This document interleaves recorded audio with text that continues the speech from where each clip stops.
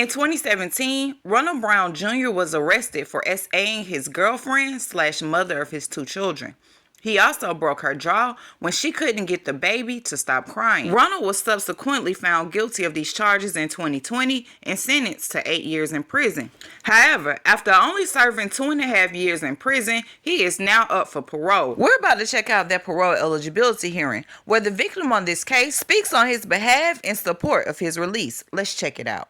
You're a third-class offender. Parole eligibility date 5/3/2022. Good time 11/4/2022. Full term 1/6/2028. 8-year sentence. Second degree battery. Cruelty to juvenile, domestic abuse battery, strangulation, child endangerment, violation of protective order, cruelty to juvenile, 3 counts. Does that sound correct? Yes, sir.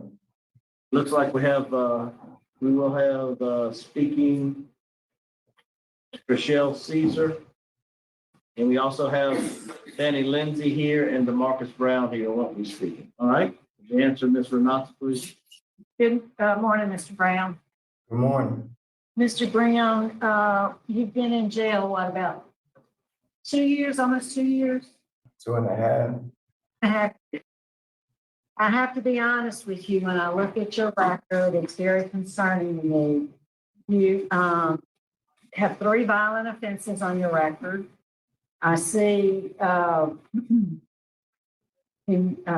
starting in 2015 in Los Angeles, another domestic abuse, corporal injury, inflicting injury on a child. 2016, 2 counts of domestic abuse battery, order to domestic violence court. Did you go to that Yes, program? ma'am.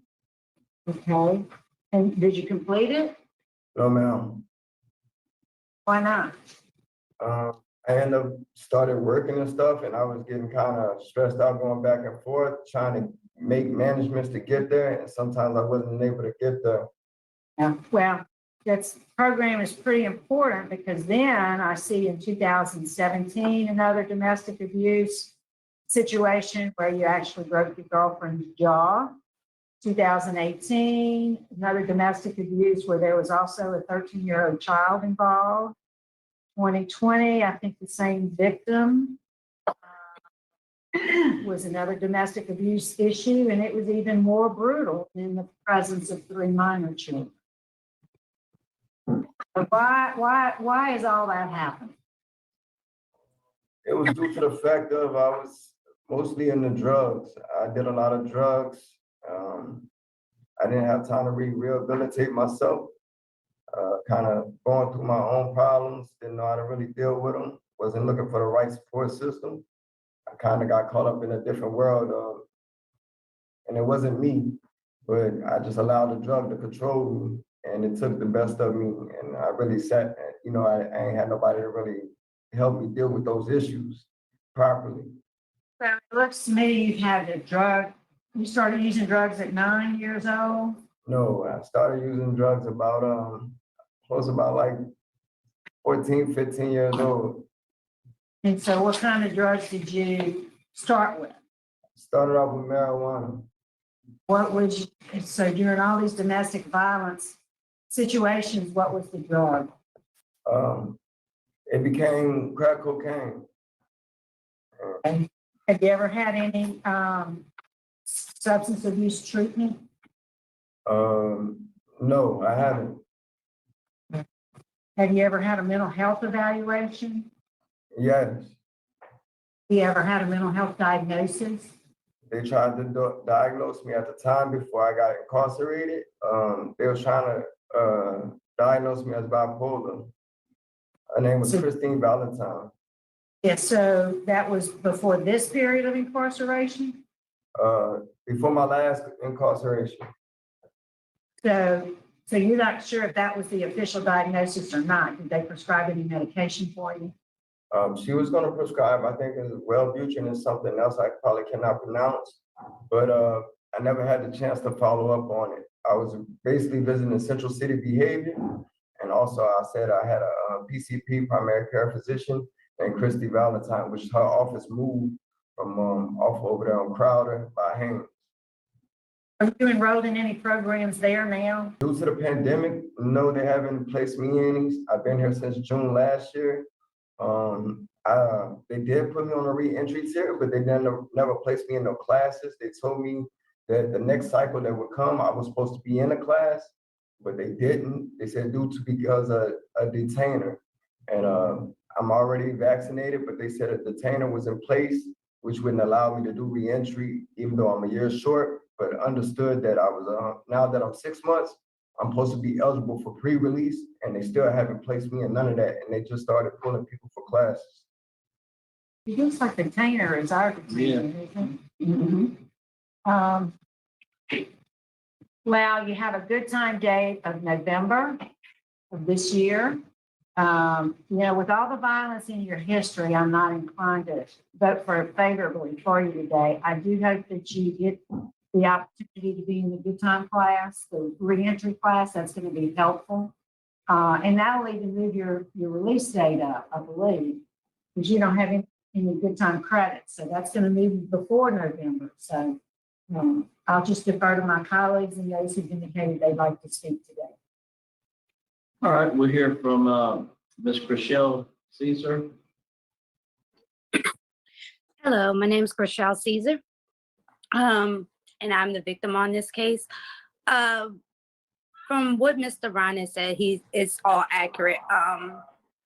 From the beginning of our relationship, it started off with cocaine and sniffing, and then it went to crack cocaine, the hard version of it. And a lot of those times that he would be violent were because he wanted to go out and get more. And I was the one that was like, no, you're not doing this. You're not going to kill yourself. You're not going to do all of this. Like, I was always trying to figure out what he was using for and why, and where was the help for him.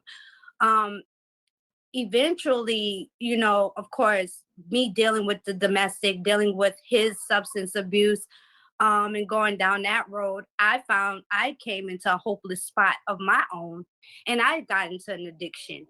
And I've been doing my homework for the last 2 years with going to substance treatment. I went to Odyssey House. I completed that. Last year, I've been involved with Narcotics Anonymous now for 2 years. My clean date is 4/19/2020. I have sponsees. I go to treatment centers. So I know what this disease can do.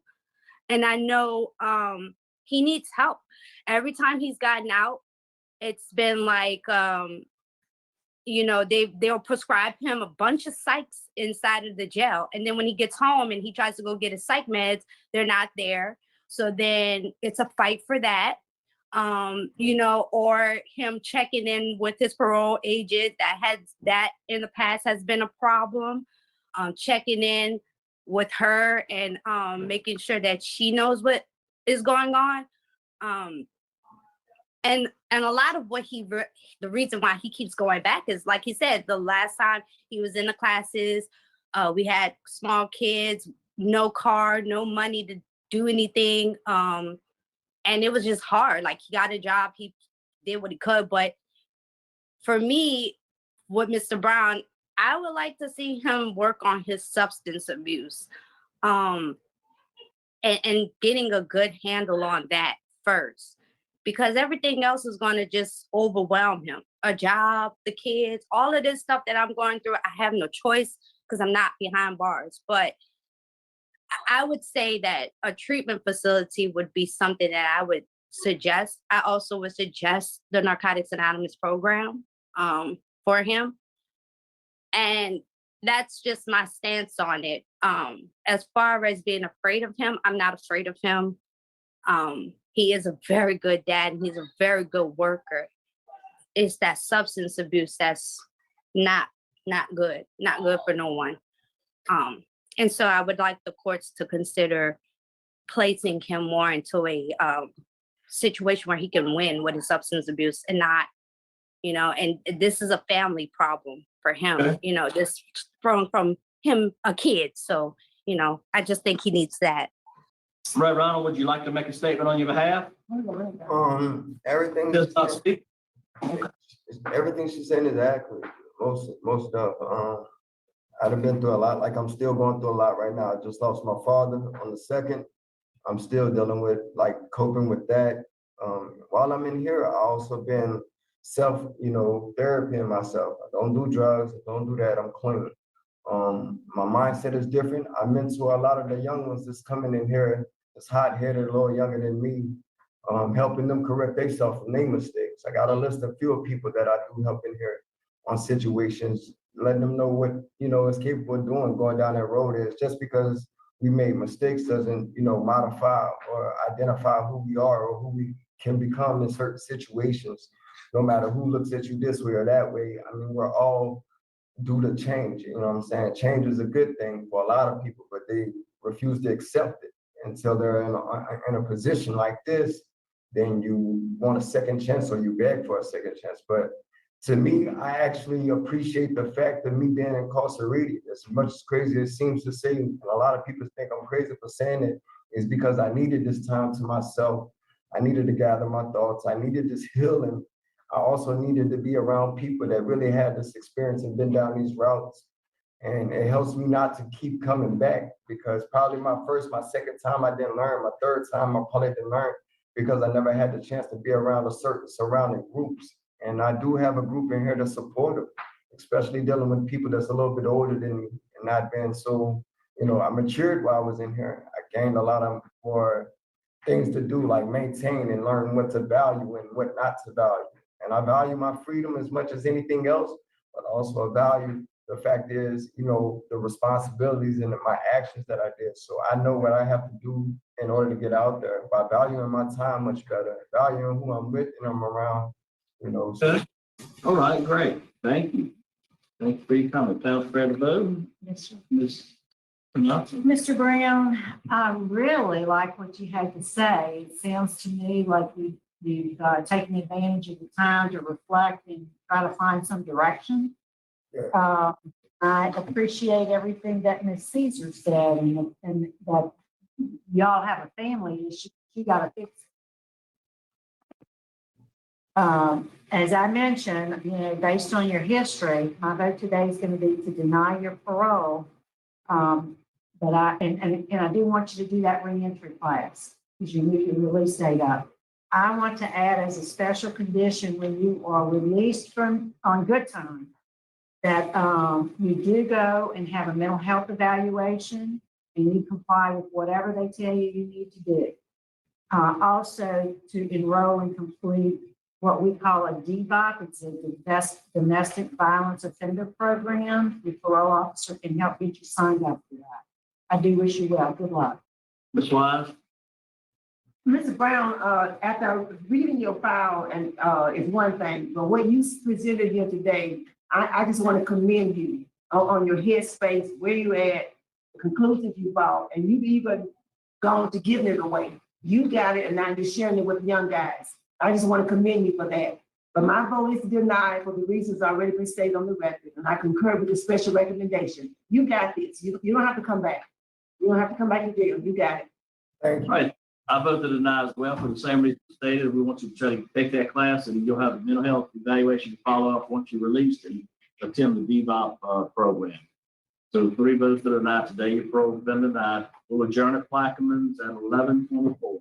I cannot believe that this man is already up for parole after only serving 2.5 years in prison for committing such heinous acts. I question if the victim in this case is truly not afraid of him. With his long history of DV towards women and children, I wholeheartedly agree with the parole board's decision on this. Let me know what your thoughts are about the parole board's decision to not release him from prison early. I hope that the victim in this case, which is the mother of his children, does not fall back into a relationship with him once he is released. Do you all think that she's waiting for him to be released so that they can be in a relationship again? Or do you think she's just in support of him being out and receiving the treatment that he actually needs? Until next time, let us know what you all think about this case. Thank you for watching, and we'll see you on the next one.